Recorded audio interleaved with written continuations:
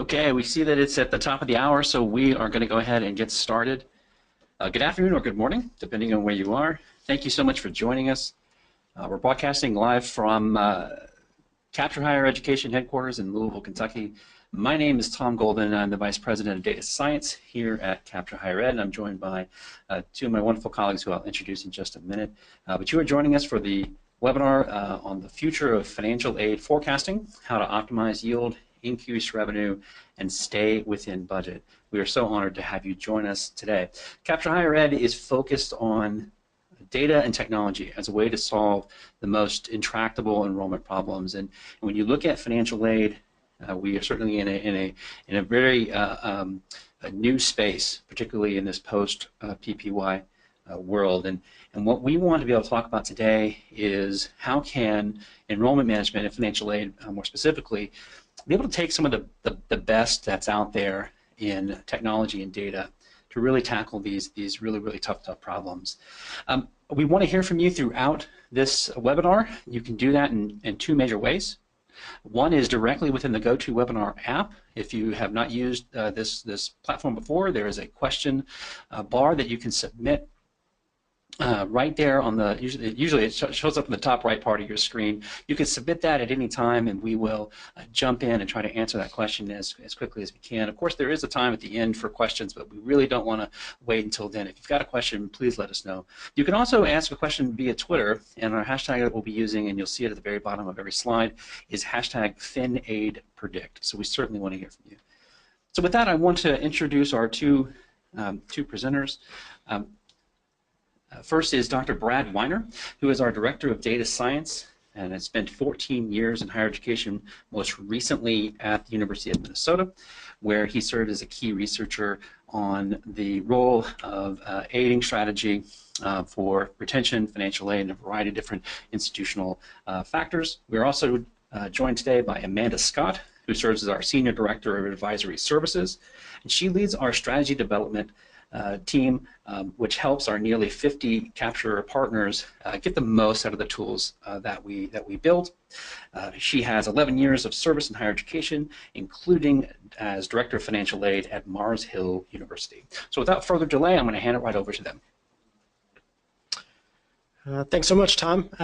We appreciate everyone being here today, and it's really nice to be with you, Amanda. How's it going? Good. Good. We're going to start out today, and we're going to be talking a lot about financial aid. But before we get going, we put together this quote that was from Aristotle, and we certainly won't read it back to you. But you know, to paraphrase, basically, you know, giving away money is pretty easy, but all of the different ways to whom you should give it, how you should give it, the amount you should give, those are actually really complicated discussions to have.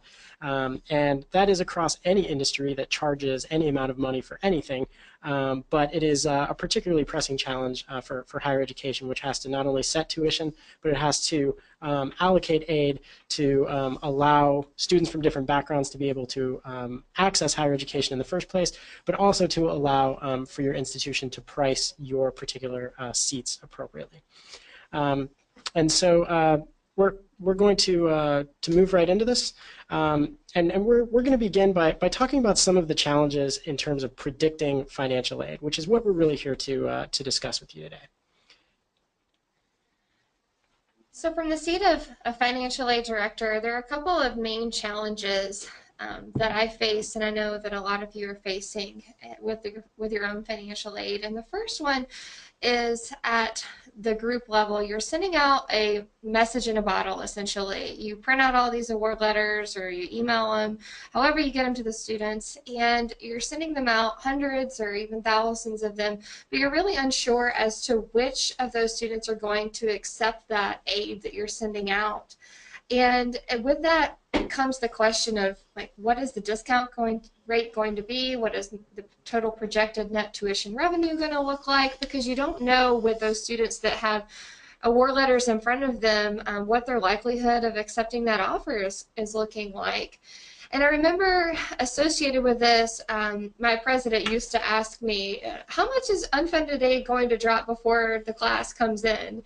And I remember trying super hard with pulling out, historical predictions, and I'm pretty good at math, as you guys are in financial aid, but I'd, add a little slush fund on top of their extra 100,000 buffer, because I knew that my VP would probably come in and lower the number that I would put out there for the total amount of discount, or the total amount of aid that's been awarded and what I think it's going to look like. But this is really theoretically based, and it is based off of history, but it wasn't necessarily data driven in terms of statistically or of a probabilistic model. So I think that, when you're talking about financial aid, $100,000 of $10 million is just 1%. So if you have a $100,000 swing, I mean, that's nothing on a total amount of aid, and that's just for a small school. My colleague Brad here came from a large institution, so with even a larger budget. So, sending out these messages in a bottle are really what I see as the number one challenge of just not understanding what type of acceptance rate you're going to get back on your financial aid awards. When you were putting together those pivot tables, did you ever just sit there and go, surely there's got to be a more advanced way to do this? I knew somebody was smarter than me. Well, that's not likely, but it's an interesting question. So here's another question that we've talked about a lot, and I'd be interested in your thoughts on this. Sure. So the second challenge, so we talked about the group level challenge, is the individual level challenge. And that is, historically, a lot of schools award off of a matrices. And there's really nothing wrong with that in terms of trying to initially figure out how much scholarship aid that you should give out to a student. But if you're looking at, for instance, a 3.0 student with an 1100 SAT, do they all behave the same way? Do they all have the same affinity for the institution? No. So like an $11,000 offer to one student may be exactly what it takes to get them enrolled, and $11,000 to another student may not do anything to change their affinity for the institution. So awarding off of a matrices is a way of trying to look at group, individual behavior, but putting them into a group. So, I really felt like there had to be a better way to be able to look at each student on a more individual level. So this concept of inefficiency, I think, is funny, because as data scientists, we just think to ourselves every single day, if we hear about an inefficiency, we want to come up with a way to solve that inefficiency. And so that's a lot of the thinking behind what we're thinking about in this industry. But we also wanted to talk about how this problem is not unique to higher ed. And that the types of predictions that we're talking about, understanding an individual's ability and willingness to pay is spread across any industry where you pay any amount of money for anything at all. And so what you're looking at right here is a pretty classic example. This is a grid that probably comes from your sort of Travelocity or your kayak type site, and you can see that if you depart, in their airline prices, and that if you depart on certain dates and you return on certain dates, that the pricing is going to be different. And of course, this is somewhat of perhaps an infamous example. I know that everybody gets frustrated by airline pricing, but one thing I can be pretty confident about is the next time you're on a flight, and as enrollment management folks, I am confident that that flight will happen sooner rather than later. Ask the person next to you what they paid for their ticket. And I am pretty sure that it might be higher than you, it might be lower than you, but I'm pretty positive that it will be different than you. And what airlines have done is they've used optimization technology in order to find out, based on all these different conditions, what the right amount is to charge for a particular seat. Another example is anytime you go to the grocery store, they're going to try and come up with ways to price particular products that are geared in a specific way for a specific audience. So the next time your coupon prints out at your grocery store, take a look and see what's on the back. If they're doing a good job of that, the coupon should be something that's relevant to you, that is something that you either bought that time or bought an earlier time. I don't have pets, and so for example, if they gave me a coupon for dog food, it would be completely useless because I don't have a dog. And these are, but two examples. There are many, many, many other examples out there of different industries that have used optimization and machine learning technology in order to make pricing a little bit more efficient. And And so the reason that these models work so well is because they're using this technology that's called machine learning. And machine learning is sort of a broad umbrella for a number of different computational algorithms that, that basically use not only a lot of data, but they also use nonlinear techniques that might be different from the types of sort of social science and statistical techniques that are used in institutional research shops and across higher ed. And today we're not going to get too deep into the weeds in terms of machine learning. We've written a bunch of blogs on our website that explain how machine learning works and exactly what it is. And being the sort of nerds of the company, our data science team, call us up anytime. We're happy to chat your ear off about what machine learning is and why it works. But the key point that's important is that these models are, they are specified without sort of human intervention. So they are empirically specified rather than theoretically specified. And that's important because we're not going to say, for example, that the key indicator for a student enrolling at your institution is distance from campus. It might be distance from campus, but it might not. And so what we're going to do is we're going to test tens of thousands of different variables against your particular prediction problem in order to come up with the most accurate solution. And we'll leave machine learning at that for now. And again, we're happy to answer questions later on within this webinar or at a future time if you want to discuss this more. So that sounds a little bit more statistically sound than my pivot table abilities. And again, you know, word around the fire is you are a pivot table master. But this tends to be not only a little bit more accurate, but it tends to remove a lot of the biases. Yeah, the bias of who you would be picking when you're looking at the data yourself. That's exactly right. It also uses a lot more data. So in your model with your pivot table, you might have been using 10 or 15 or 20 variables. We're going to try and get that a lot closer by using 10,000 variables. Awesome. So yeah, it's cool stuff. So getting back to the conversation we were having earlier, and this is sort of matching up how machine learning makes sense for financial aid. It is a super simple premise, and it is a conversation that I can almost guarantee that you all have had before. And basically what we're looking at is this chart that shows the effect of aid on enrollment likelihood. And so on the y-axis, the axis on the left that goes from bottom to top, you're seeing the probability of enrollment from 0 to 1.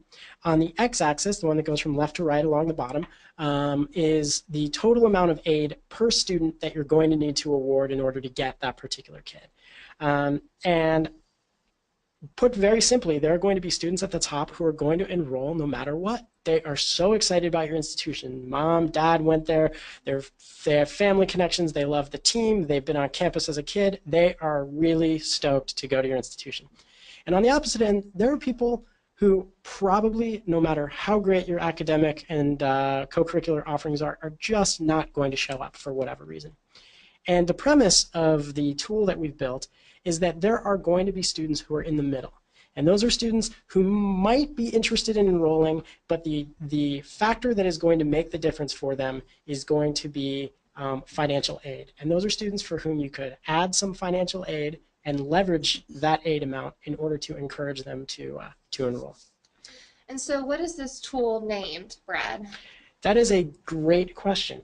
So we have a suite of prediction products that are all in the higher ed space. We're able to predict applications, enrollment, and financial aid currently, and those all live under this umbrella that we call Envision. So if you hear Amanda and I refer to Envision, that's sort of the suite of tools that we use here in the product that we built here at Capture. And so the Envision financial aid tool is designed specifically using machine learning to solve this particular problem. So as from the financial aid standpoint, coming over to work for Capture, I've spent about 5 years in enrollment consultation as well.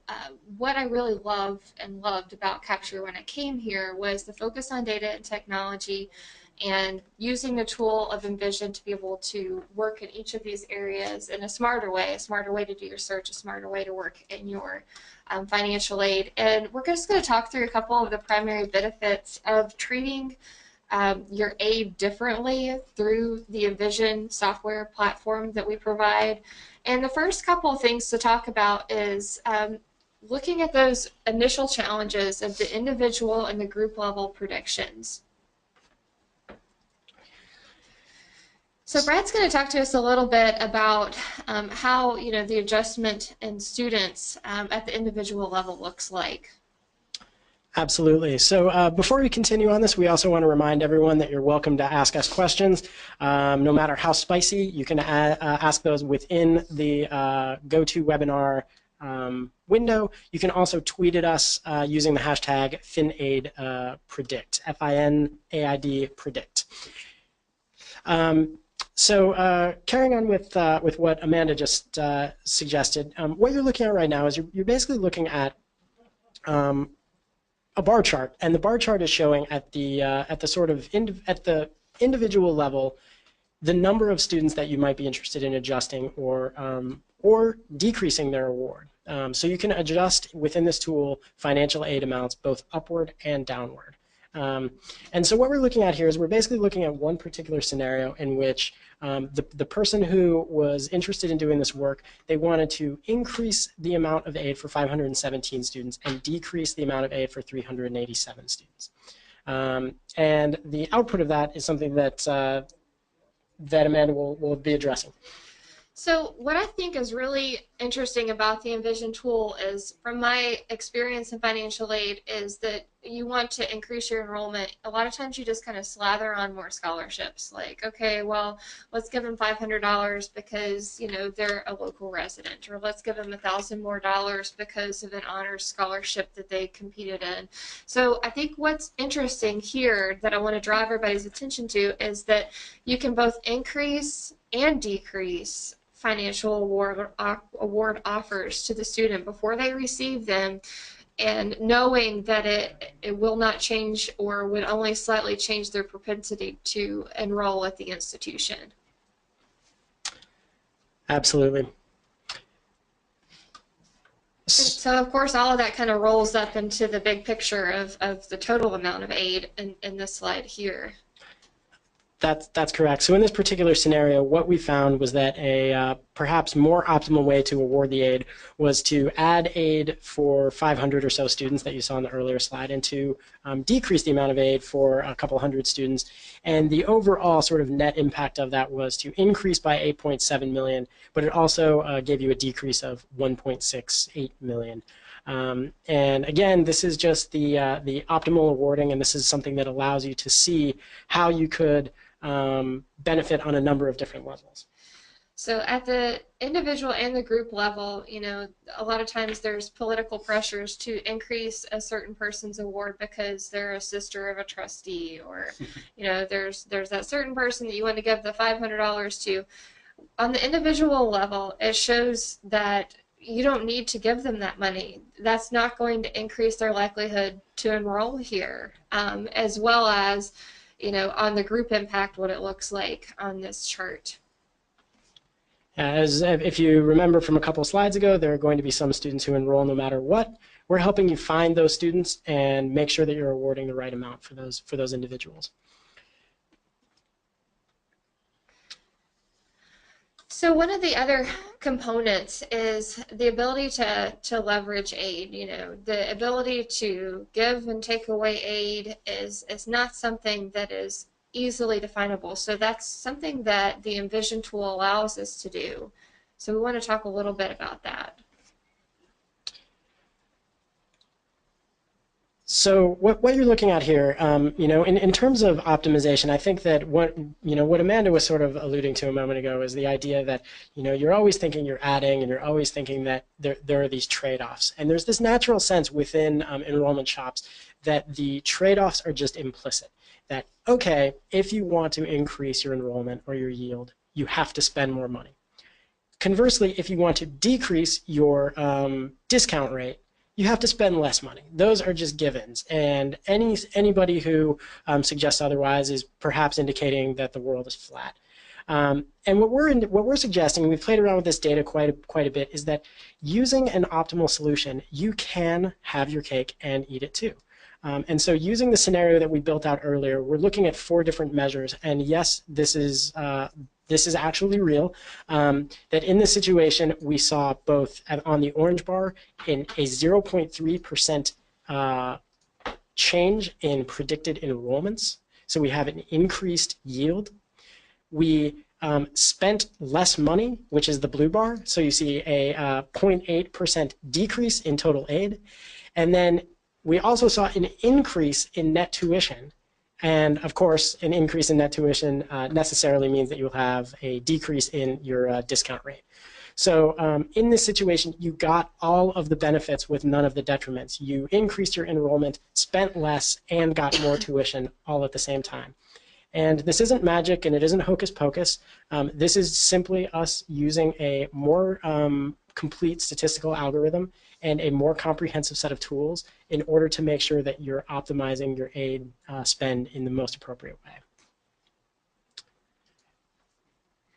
So the last couple of benefits that we want to work through here are being able to iterate regularly. That's a word to capture that we use very often, is the ability to test scenarios, to change things up. Like even with our search campaigns, if something isn't working, we're going to iterate upon it. And that works the same way with financial aid, the ability to use multiple scenarios. And also the ability to give our partners all the tools within their own control to be able to work with the data themselves. Yeah, so what we're looking at here is this is one of the potential scenarios of yield. And in this particular situation that we built out, this is a 16.7% yield rate. And if that yield rate were not acceptable for whatever reason, if that were to produce too few students, then what we would be able to do is we would be able to go back and show you other scenarios. You would be able to access that yourself and show other scenarios that would perhaps boost your enrollment. Now again, that might involve adding more money to the pot. It might not involve adding more money to the pot. It might show you at the group level that you, in order to get this amount, you have overspent by, say, 10% your total budget.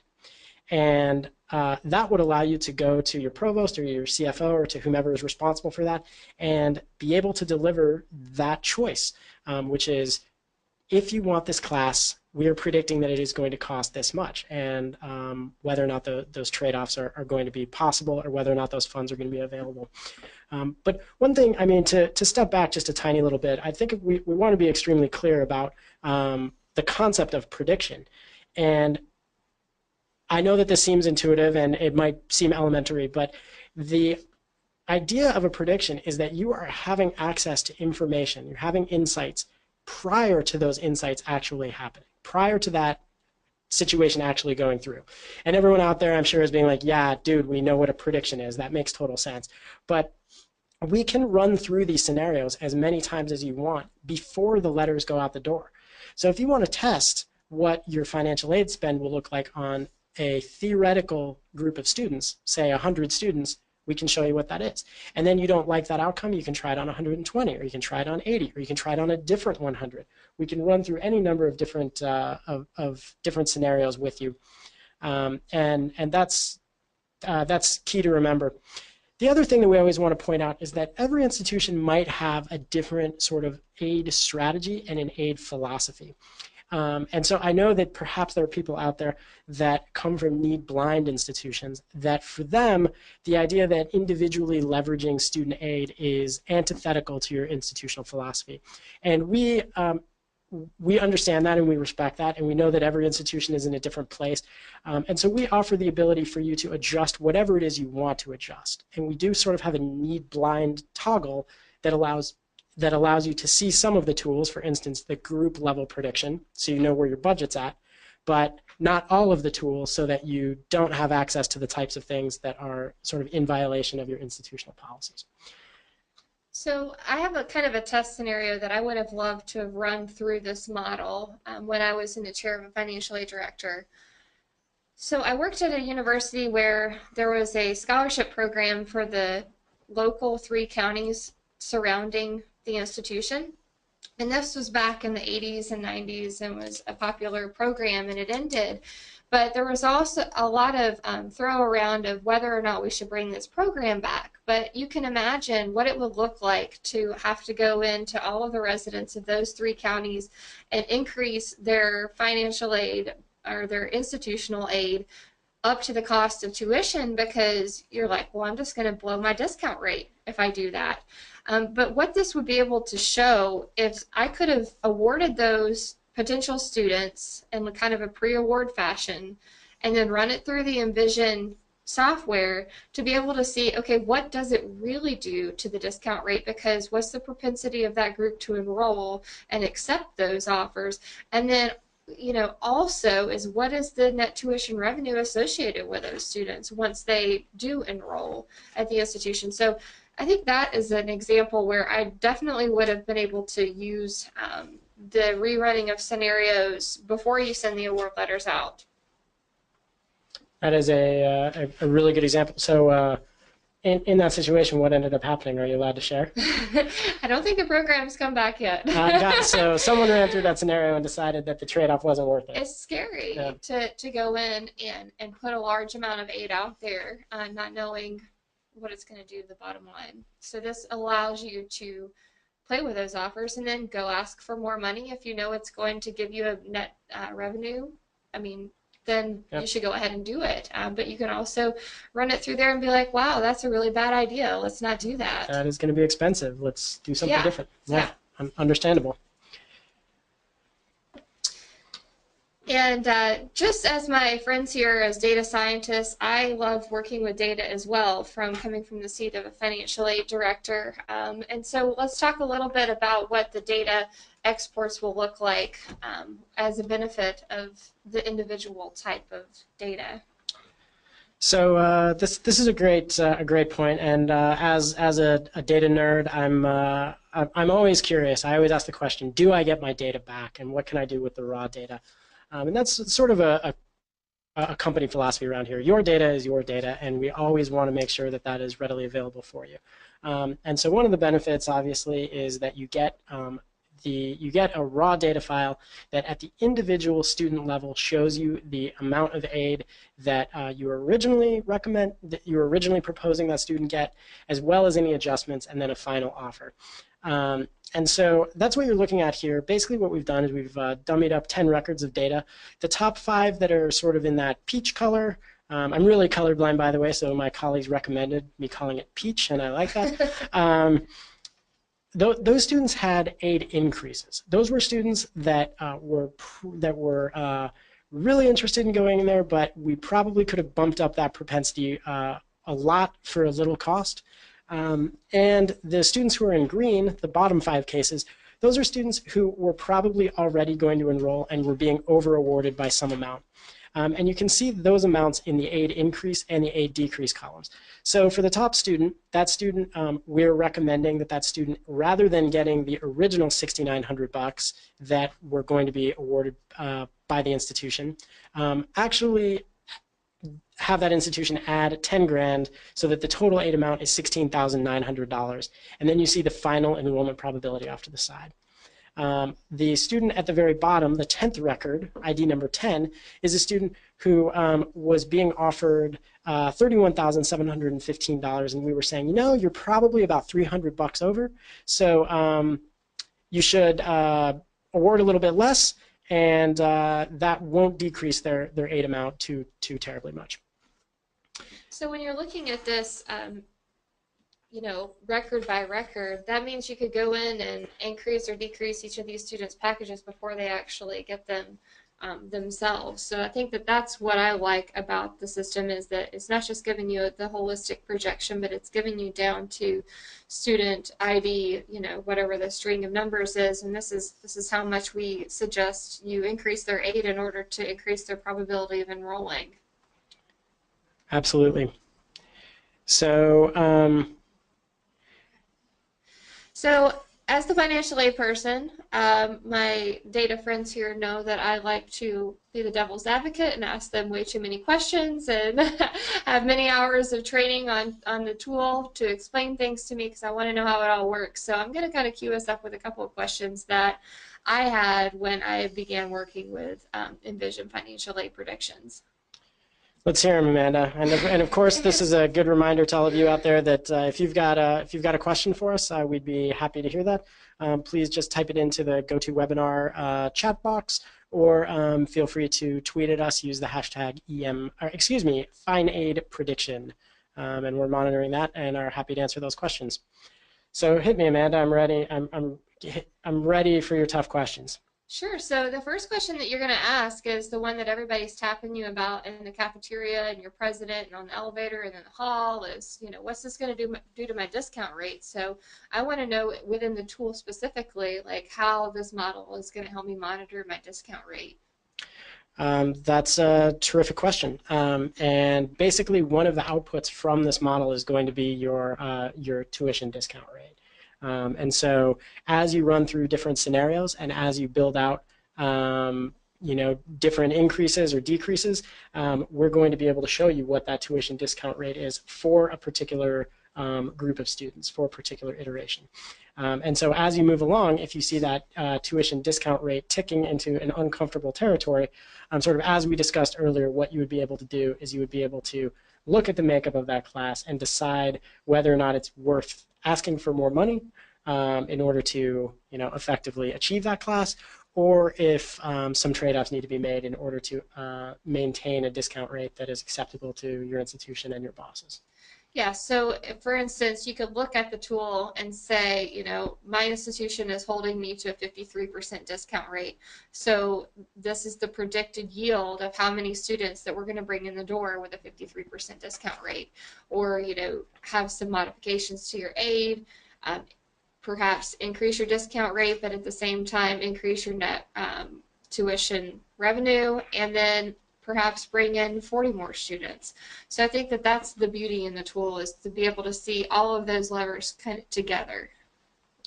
That's absolutely right. At the end of the day, what we're doing is we're predicting enrollment, and we're giving you the opportunity to see how different aid packages affect your enrollment. And by doing that, we're able to show you some other aggregated totals. And so all of your aid and your enrollment are obviously very intertwined, and we're able to see how those two variables bounce off one another. So you have other questions for me? Of course I do. I can actually read them, so maybe it's the illusion isn't great, but I'm interested in hearing what else you got. Well, I've given him one pass through of answering him in the first time I asked, but I really wanted to understand what the relationship of federal and state scholarships, grants, loans, or private aid sources look like in terms of, do they factor into the model or not? And this of course is a great question. We are really, really good at prediction around here, and we use the most state-of-the-art best tools that are on the market in higher ed. But one thing we can't predict is sort of the policy landscape for your local, state, or federal financial aid levels. So we're good, but we're not that good. So we have no idea if the Pell Grant will go up or will go down. We have no idea if your state grant program will go up or go down. We have no idea if North Dakota natural gas money will fund new institutional grants or not. Those kinds of things that happen at your state level are a bit out of reach, and those are dollars that probably, unfortunately, to many of the people on the line, probably can't be adjusted anyway. So to put a super specific answer on your question, no, those are not included in the model. What we're going to do is we're going to be showing you your total amount of institutional aid, and we're going to give you the ability to adjust that total pool. The federal, state, local, as well as like external scholarships, so something like the Coca-Cola scholarship or whatever, those will not be included in the data set.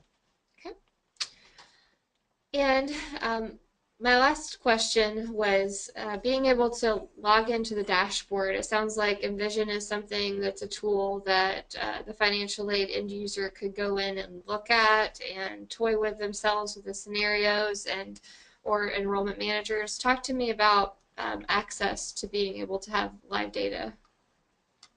Sure. So yes, we do have a sort of front-end dashboard that is secure and that anyone on your team can log into.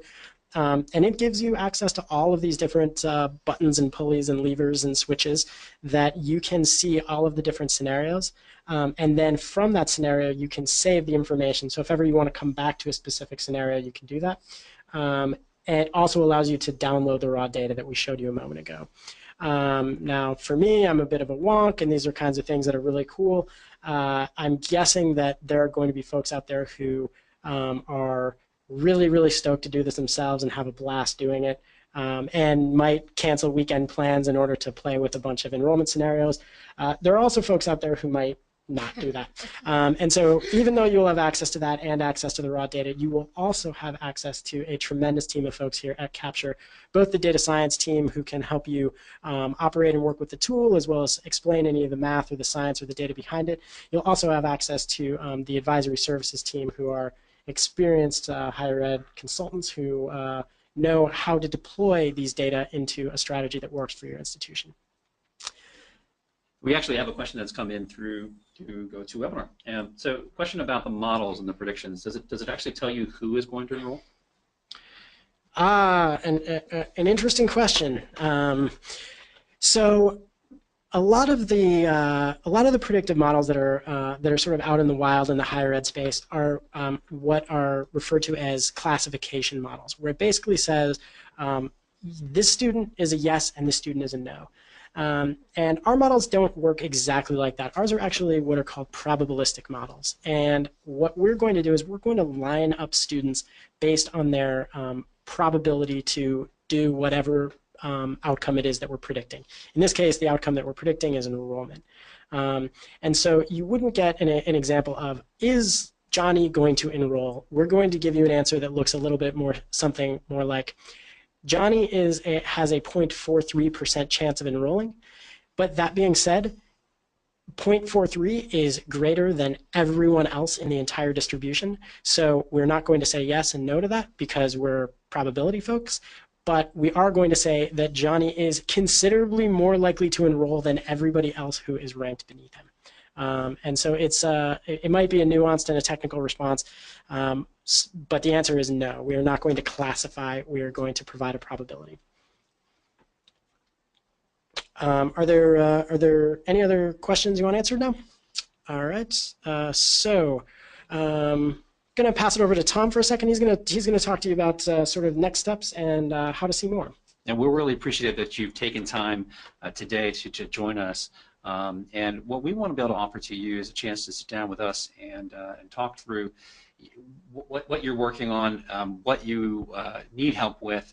And so we're offering it for the people who are on this webinar to schedule by January 31st. We can work on working at a 45-minute consultation with you and your financial aid team.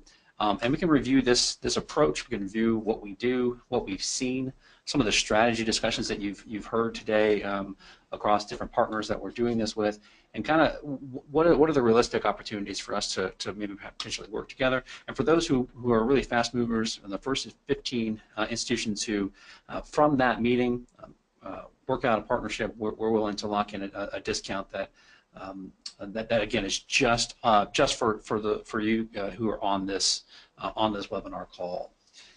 So we do have one more question that has come in, and it's regarding kind of what data needs are there with these models. What goes into them, so to speak.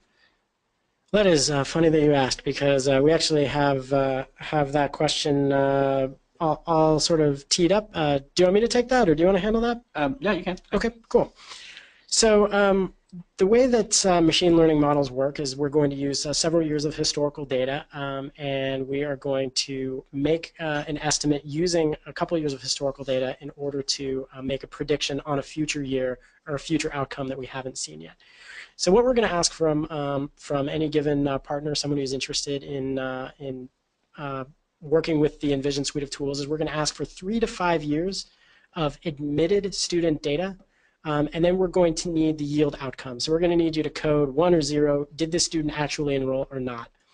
For the financial aid set of tools, which we're talking about today, we're also going to need the total amount of tuition and fees that were charged to that student, as well as the total amount of aid awarded, and the total amount of institutional aid awarded. So there's the total aid, and then there will be a subset of that which will not include the data points we discussed earlier, state, federal, local, things like that. And so we're going to need that set of data. The way that it works is we have a secure FTP site that you send those data over to us.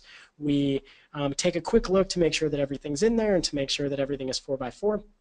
And then what we're going to do is we're going to spend a couple weeks cleaning your data and really getting to know and understand it, which brings us to step number 2. We provide with every single Envision product this report called the traffic light. And this is a chance for us to ask you questions about your data. There are going to be 6 measures of data quality, and we're basically going to look at those and say, you know, we see that in this one year you have 35 majors, and in the next year you have 45 majors. Is that something that we got wrong, or did you add 10 majors within those 2 years? And being able to understand your data at that fine grain of a level really helps us make sure that the model that we're building is going to be most accurate and is going to hold up over time. And then once we have that conversation, we'll build your model. We go through and we specify a predictive model. We use a technique called ensemble modeling, which basically uses the best of a number of different algorithms.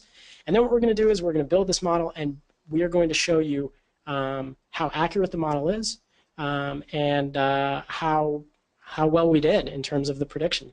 And at that point, once the model is specified and is built, at that point we can run any number of different scenarios as Amanda talked about earlier. And so we will load that into our front-end system, which is called Envoy.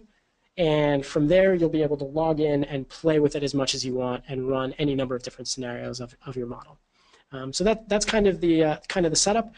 Usually, if it takes about 5 weeks. Sometimes data is in really great shape, and we can do it a bit sooner. Sometimes data needs a little bit more conversation back and forth, and it takes a little bit longer. But that's sort of the process we walk through. So if you're coming up then on your process that comes up into the new year, and you're wondering if you could get something by then, what you're saying is yes, if the data comes in, that this could be available potentially in late January, early March, that kind of area. Absolutely. If you are going to be going through the awarding and admission cycle, sending letters out the door this spring, for folks who act quickly, we can certainly get you going within this cycle for fall 2017 students. I had that year right? That's right. All right. I'm going to be in those next 3 weeks where I can't remember what year it is, but fall 2017, just to repeat that. We can certainly work with those students. Well, outstanding. Thank you so much, Brad and Amanda, for walking us through that. Thank you, each and every one of you guys, for joining us today, for walking through how we are at least are attempting to tackle this sort of new landscape in financial aid.